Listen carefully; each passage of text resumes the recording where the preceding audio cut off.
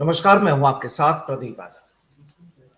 Police की जब जब बात की जाती है तो पुलिस की छवि नेगेटिविटी के रूप में ली जाती है। अक्सर पिछले 2 दिनों में दो ऐसी खबरें राजस्थान में रही, या यूं कहें कि राजस्थान की राजधानी से जुड़ी रही, जो वाकई काफी चर्चाओं में रही।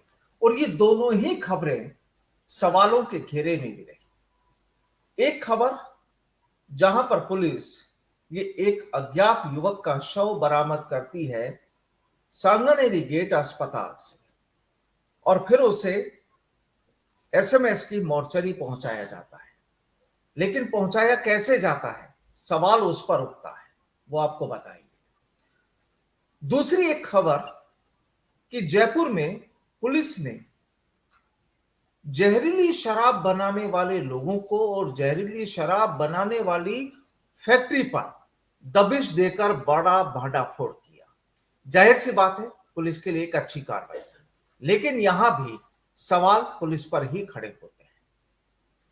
अब पहली खबर पर आ जाते हैं कि जहां पर पुलिस ने महिला चिकित्सालय यानी सांगानेरी गेट पर, जो महिला चिकित्सालय है जयपुर का, यहां पर एक अज्ञात युवक की शव को बरामद किया जाता है, उसे एसएमएस अस्पताल की मोर्चरी तक पहुंचाया जाता है। लेकिन यहां पुलिस एस्कॉर्ट करती है अपनी चेतक गाड़ी से, और उसके पीछे चल रहा होता है ई रिक्शा, और ई रिक्शा पर उस शव को लिटाकर ले जाया जाता है।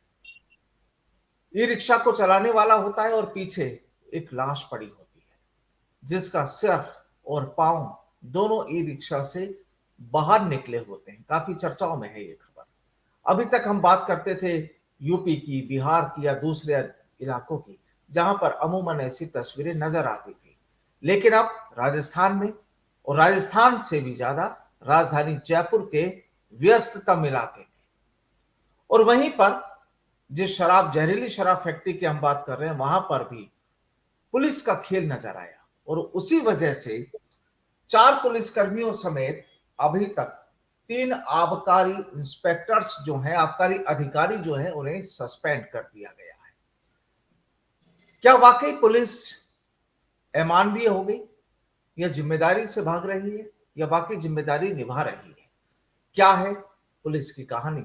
आज इसी मुद्दे पर चर्चा के लिए हमारे साथ मौजूद हैं योगेंद्र जोशी जी। आप पूर्व पुलिस अधिकारी रहे हैं, लंबे समय से पुलिसिंग का अनुभव भी लिया है। और जोशी जी, सीधा आपके पास सीधा सवाल ये कि जो 2 खबरों का जिक्र मैंने किया, जो 2 खबरें आपको बताई, आपको क्या लगता है? अगर हम एक एक खबर पर आ जाते हैं, सबसे पहले लाश वाली खबर पर आते हैं, जहां पर एक ई रिक्शा में एक लाश को लेकर जाया जाता है और आगे आगे पुलिस की चेतक चल रही होती है, पीछे ई रिक्शा में लाश चल रही होती है। क्या लगता है, जयपुर जैसे शहर में क्या वाकई यहां पर मानवीयता को ताक पर रख दिया गया है? प्रदीप जी, मुझे भी ये दोनों खबरें सुन करके बहुत अचंभा हुआ, ताज्जुब हुआ और दुख भी हुआ। ये दोनों खबरें हैं वो पुलिस से संबंधित, और ऐसी खबरें हैं जो ऐसा नहीं है कि ये पुलिस के हाथ में कोई बात नहीं थी या पुलिस इसमें कुछ नहीं कर सकती थी। ऐसा भी नहीं है कि अकस्मात ये घटनाएं घट गई हों ताकि हम ये कह दें भाई बाहर से बदमाश आ गए और कोई ऐसी कार्रवाई हो गई हो। ये मैं मानने को तैयार नहीं। ये दोनों घटनाएं ऐसी हैं जिसमें पुलिस को बहुत समय है मिला हुआ। अब आप देखिए, लाश को वो तो मर चुका था, जो भी खाना बदोश व्यक्ति है, तो उसको तो कहीं जल्दबाजी थी नहीं जाने की। वो तो 3-4 दिन से तो उसकी डेड बॉडी रखी हुई थी वहां रामनिवास बाग में, जो है महिला चिकित्सालय के पास। लेकिन जो ले जाने का तरीका है ये इतना अमानवीय है।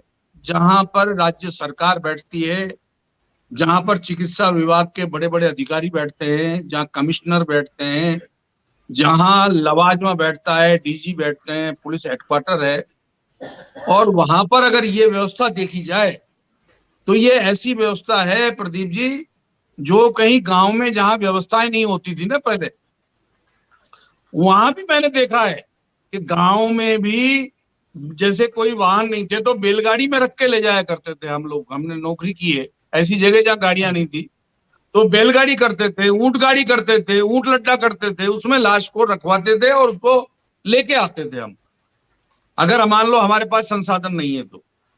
अब आजकल तो संसाधनों की कोई कमी नहीं है। रामनिवास बाग के पीछे जाओ, एम्बुलेंसों की लाइनें लगी हुई हैं। क्या ट्रैफिक पुलिस वालों के वो कंट्रोल में नहीं है? क्या वो लाल कोठी थाने के कंट्रोल में वो नहीं है?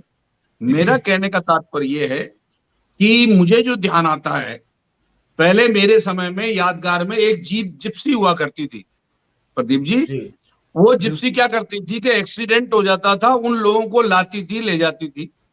कोई अगर एक्सीडेंट में मर गया, कोई फांसी खा के मर गया, कुछ भी हो गया, वो जिप्सी जाती थी, उसमें एक स्ट्रेचर हुआ करता था और वो स्ट्रेचर से उसको रख करके अस्पताल पहुंचाया जाता था। ये मेरे को पक्की जानकारी है, मैंने जी देखी है और मैंने कार्रवाइयां कराई हैं। क्योंकि आत्महत्या मेरे क्षेत्रों में, मैं यहाँ इलाके में 5-6 थानों में इंचार्ज रहा हूं, तो जब भी हुई है तो क्या करते थे, वो जिप्सी को बुलाते थे, उसमें रखवा के उसको भिजवाते थे। क्यों? क्योंकि आम एम्बुलेंस, आम गाड़ियां इस चीज को नहीं उठाती हैं, तो पुलिस के पास संसाधन थे। अब मुझे बाद में पता चला था कि इन्होंने और भी एम्बुलेंसें पुलिस को दी हुई हैं। अब वो लागू हुई या नहीं हुई वो बात ये मैं नहीं कह सकता, लेकिन मुझे जानकारी है कि चारों क्षेत्रों के लिए एक एक एम्बुलेंस दी हुई, स्वीकृत हुई थी। जेडीए का जो पेमेंट है जो ट्रैफिक से संबंधित है उसके लिए, कि अगर एक्सीडेंट वगैरह कहीं होता है तो वो ऐसा करे।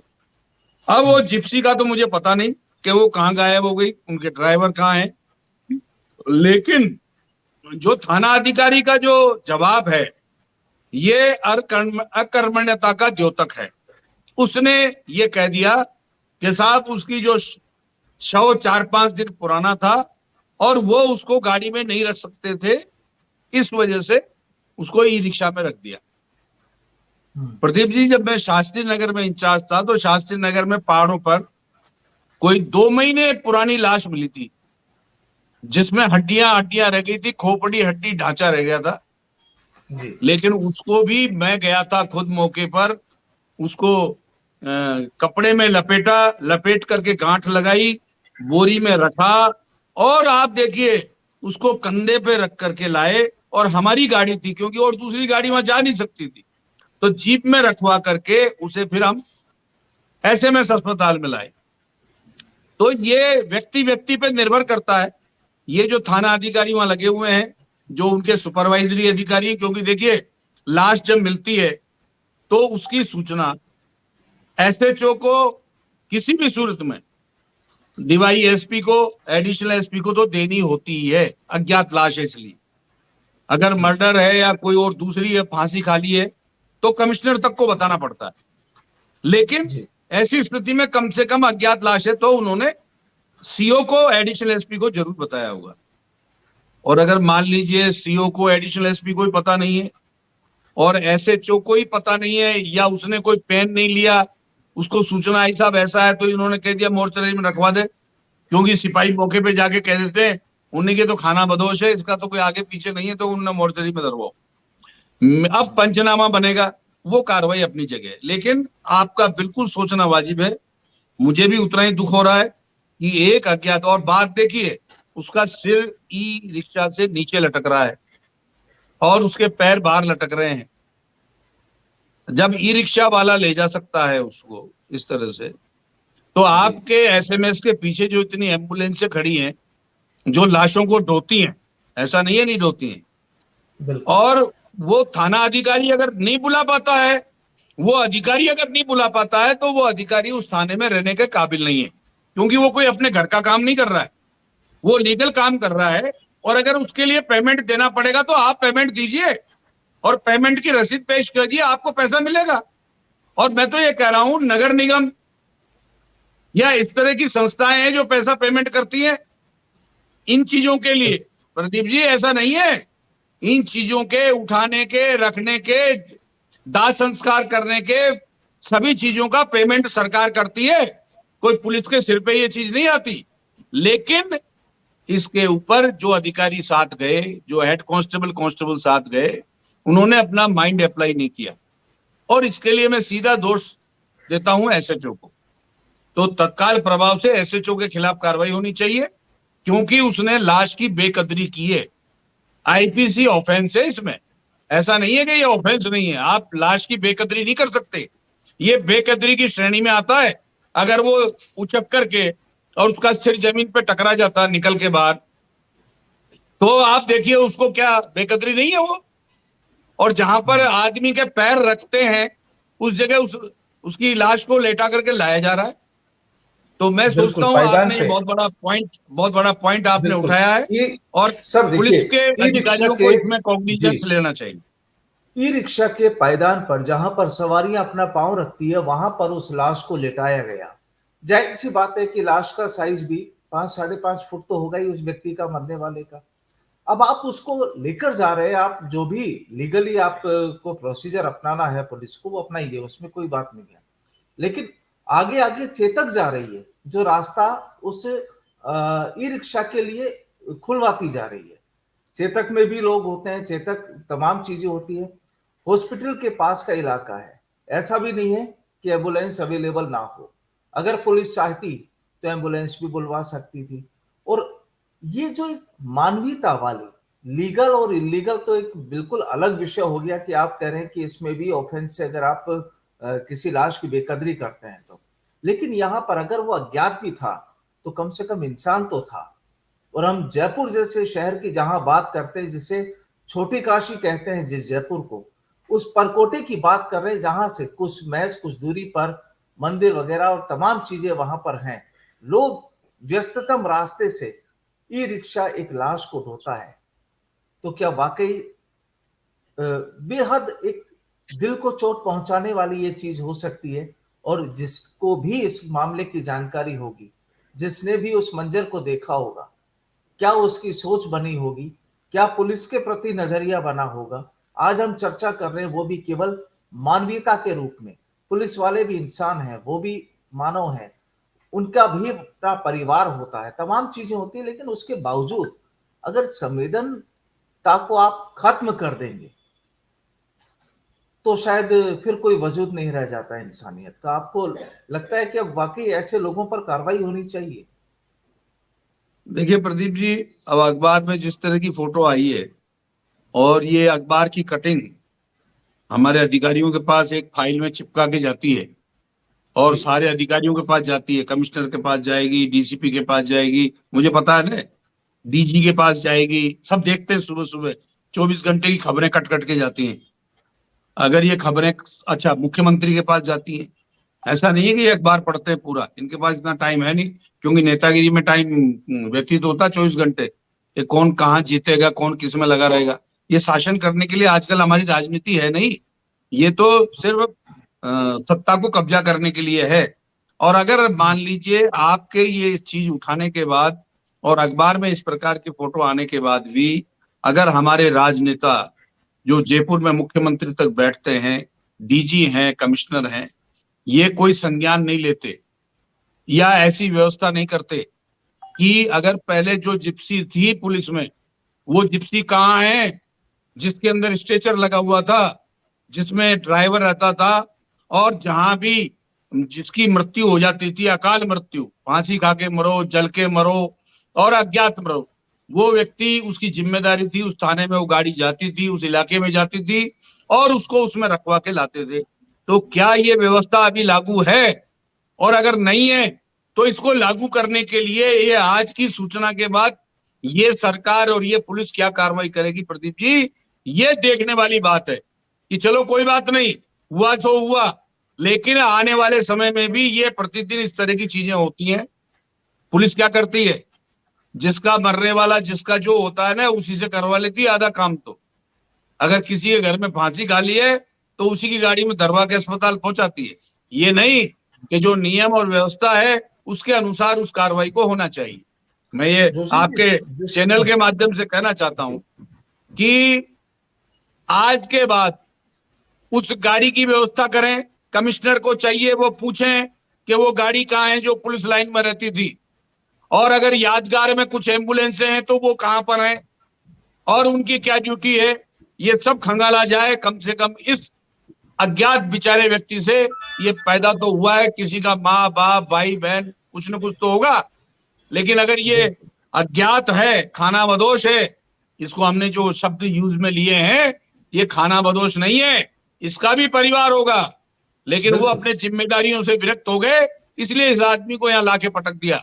लेकिन वो तो कर गए जो कर गए, लेकिन वो सरकार के नुमाइंदे जिनकी जिम्मेदारी बनती है कि इस प्रकार के जो लाश है उसका अपमान ना हो, उन्होंने भी उनके घर वालों से ज्यादा दर्दनाकी दिखाई है कि उसको लाश को पटक के ले गए हैं। तो मेरा राजस्थान के डीजी और कमिश्नर से निवेदन है कि इसमें संज्ञान लिया जाए और तुरंत इस प्रकार की गाड़ी की कम से कम 4 जिलों में व्यवस्था की जाए, ताकि इस प्रकार के जो शव हैं उनको अपमान महसूस नहीं करना पड़े जाने से पहले। बिल्कुल सर, एक सवाल और था, ये तो खैर चलिए, बिल्कुल एक अजीब सा ही एक विषय था, और सभी के लिए मुझे लगता है कि कोई भी व्यक्ति इन तस्वीरों को देखकर या इस पूरे मामले को समझकर दुखी तो होगा, अगर थोड़ी बहुत भी गैरत और इंसानियत अगर बाकी है तो। एक बड़ा सवाल, आप लंबे समय से थाना अधिकारी भी रहे, तमाम चीजें रही, आपके थाना इलाके में क्या हो रहा है, क्या इसकी जानकारी आपको होती है या नहीं होती थी? देखिए प्रदीप जी, अगर कोई भी अपराध या कोई भी कार्रवाई, या अगर जमीन पर एक गेंती लग गई, गेंती समझ रहे हैं, जमीन पे, तो ये जानकारी भी पुलिस को होती है। ऐसा नहीं होता कि इलाके के अंदर कोई कार्रवाई हो रही हो और उसकी जानकारी पुलिस को ना हो। कारण ये है कि अगर बाहर से आके कोई अपराधी अपराध करता है तो माना जाता है कि साहब यूपी से आ गए, नोएडा से आ गए, दिल्ली से आ गए, या कोई बात नहीं सांगानेर से आ गए, शिवदासपुरा में कोई वारदात कर गए, किसी के साथ मारपीट कर गए, होता है।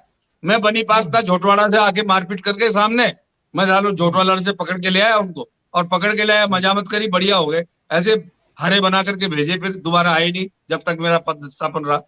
तो क्या होता है कि उस कार्रवाई में भी कम से कम समय लगे, लेकिन ये जो चीज आपने बताई है शिवदासपुरा और सांगानेर की, जो 6 महीने बिल्कुल, मैं जोशी जी, मैं उसी पर आ रहा हूं। अब देखिए, पुलिस ने यहां पर कार्रवाई अच्छी की कि सांगानेर और शिवदासपुरा इलाके में इन्होंने कार्रवाई की और जहरीली शराब बनाने की फैक्ट्री का खुलासा किया।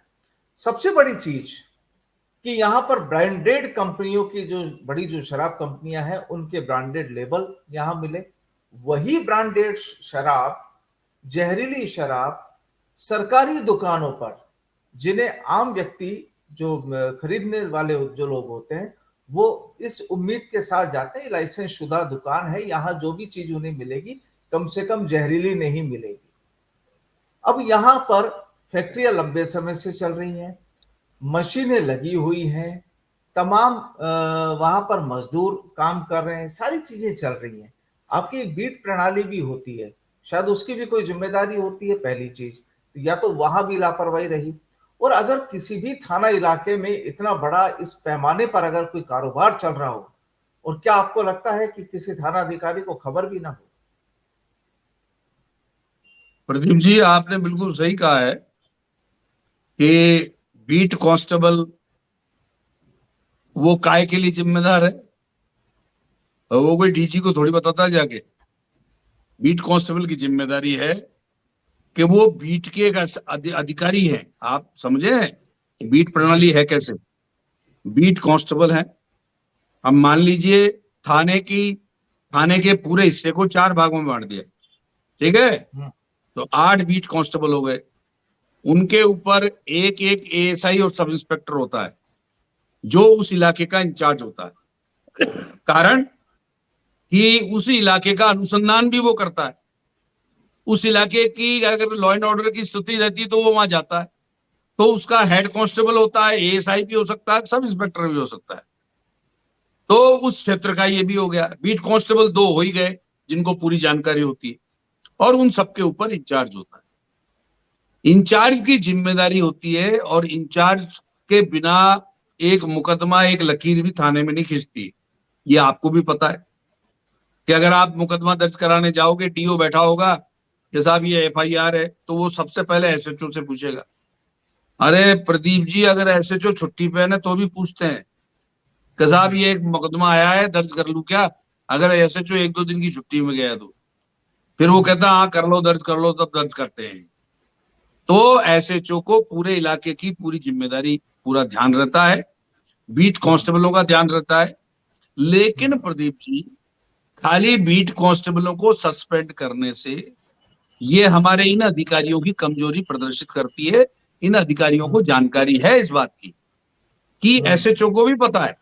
ऐसा थोड़ी होता है कोई एसएचओ को पता ही ना हो और 6 महीने से फैक्ट्री चल रही हो, और वो भी बता सीएसडी कैंटीन, जो आर्मी की कैंटीन होती है उसको सीएसडी कैंटीन कहते हैं, उसके रेपर मिले हैं कि साहब आपको दारू है ये दूसरे दुकानों की तो बेकार है, हम तो आपको वो दारू पिलाएंगे जो मिलिट्री वाले पीते हैं, समझे साहब। और अगर हमारे मिलिट्री वाले अग्निवीरों को ये पिला दी जाएगी ना तो वो तो पीते ही जल जाएंगे अपने आप ही अंदर पेट में ही, ऐसी ज्यादा गर्मी हो जाएगी। ये तरीका क्या है कि हमारे क्षेत्र में। अच्छा, दूसरी एक और बात बताता हूं कि ये जो है इनको पकड़ने का काम कमिश्नरेट की क्राइम ब्रांच ने किया जी। अब आप सुनिए, कमिश्नरेट की क्राइम ब्रांच किसके अंडर में? कमिश्नर के अंडर में। और थाने किसके अंडर में? कमिश्नर के अंडर में। तो या तो ये मानो कि थाने कमिश्नर के कंट्रोल में नहीं है, वहां का इंस्पेक्टर कमिश्नर के कंट्रोल में नहीं है, वहां का डीवाईएसपी कंट्रोल में नहीं है, वहां का एडिशनल एसपी कंट्रोल में नहीं है, और इवन डीसीपी भी उसके कंट्रोल में नहीं है। इसलिए ये मतलब डीसीपी तक कंट्रोल में नहीं होने पर उन्होंने अपने यहाँ की जो क्राइम ब्रांच है जहां एसपी बैठता है उसके अधिकारियों को भेजा और पकड़वा लिया।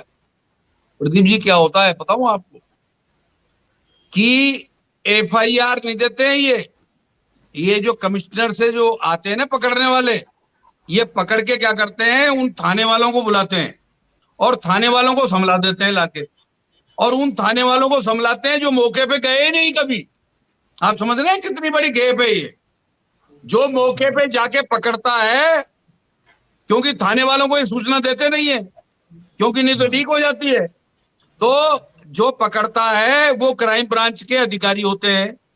पकड़ने के बाद थाने वालों को बुलाते हैं और उनको कहते हैं भाई ये हमने पकड़ा है, ये डांटो, और वो क्राइम ब्रांच के जो अधिकारी हैं वो उनको संभला करके चल देते हैं। अब वो थाने वाला जो थानेदार है, एएसआई है, वही तो फर्द बनाएगा, वही नक्शा मौका बनाएगा, वही झूठी एफआईआर दर्ज करेगा। आप समझ रहे प्रदीप जी? झूठी एफआईआर दर्ज करेगा। अब आप इस केस को देख लेना, ये शिवदासपुर और सांगानेर में क्राइम ब्रांच की तरफ से एफआईआर दर्ज नहीं हुई होगी, ये एफआईआर दर्ज कराएगा थाने वाला, और थाने वाला इन्वेस्टिगेशन करेगा। जबकि करना किसको चाहिए? एसपी जो क्राइम ब्रांच है उनको एफआईआर उस थाने में दर्ज करा करके और खुद अपने स्तर के ऊपर इन्वेस्टिगेशन कराना चाहिए, और उस थाने के जो भी संबंधित सीआई और जो हैं उन्हें निलंबित करना चाहिए, और अपराध के अंदर मिली भगत में उनके खिलाफ मुकदमा दर्ज होना चाहिए, क्योंकि उनके रहते हुए वो अपराध हो रहा था वहां, तो वो भी उसमें शामिल है। 120 भी उन पे भी लागू होती है, क्यों नहीं होगी भाई? उनके इलाके में वो चालू करवा रखी उन्होंने। तो कारण यह है कि जो इस प्रकार के अवैध कार्रवाइयां हैं ये थाने वालों को नहीं बता करके ये पकड़ते हैं, तो पकड़ते हैं तो भाई फिर उन थाने वालों के खिलाफ कार्रवाई क्या करते हैं? ये कुछ कार्रवाई नहीं करते। और मैं ये कह रहा हूं कि इस प्रकार की अवैध कार्रवाइयों पे इंचार्ज को पूरी जानकारी रहती है। ये तो मैंने भी देखा है भाई, मैंने भी भुगता है, ऐसा थोड़ी है कि मैंने इस चीज को नहीं देखा है, मैंने भी देखा है। और ये भी देखा है मैंने कि बाहर से आदमी जब पकड़ के उसको पकड़वाते हैं तो राजस्थान हाई कोर्ट ने उसकी एफआईआर को क्वेश कर दिया। समझ रहे हैं आप कितनी बड़ी बात कह रहा हूं कि पकड़ा किसने? एक एसपी ऑफिस के कारिंदे ने, और अनुसंधान किसने किया? थाने वाले ने, और उसने चैलेंज कर दिया एफआईआर को कि साहब ये तो मौके पे ही नहीं था, मौके पे ही फलाना आदमी गया था। अब बताइए वो एफआईआर टिकेगी क्या? वो इन्वेस्टिगेशन टिकेगा क्या जिसके अंदर इन्वेस्टिगेशन करने का तरीका ही गलत हो? क्राइम ब्रांच अगर पकड़ रही है तो क्राइम ब्रांच इन्वेस्टिगेशन करे। मैं बिल्कुल कह रहा हूं, तब तो ये काम होगा। वो गवाही में जाएंगे, उनको सबूत लाने पड़ेंगे। ऐसी फफूंद वो लेंगे क्या? वो पहले ही थाने में पोस्टिंग नहीं है उनकी, क्राइम ब्रांच में कमिश्नरेट में पोस्टिंग कर रखी है। वो पहले ही दुखी हो रहे हैं वहां, और फिर उनके हाथ में ये FIR दे दो, जांच दे दो, तो वो तो मर गए। बेटे ढाले उनके तो फफूंद पैदा कर दी। बंदी तो खावे SHO और परेशान हो ये। तो प्रदीप जी, बात ये नहीं है, बात ये है कि हमारे यहाँ ये पूछने वाला कोई नहीं है। अब ये इतनी बड़ी न्यूज है राजस्थान पत्रिका की कि रंगाई के कारखानों के बीच बन रही थी जहरीली शराब। क्या इसकी जानकारी, इस न्यूज की जानकारी अधिकारियों को नहीं है? लेकिन कमिश्नर साहब बच गए क्योंकि उन्होंने पकड़वाया।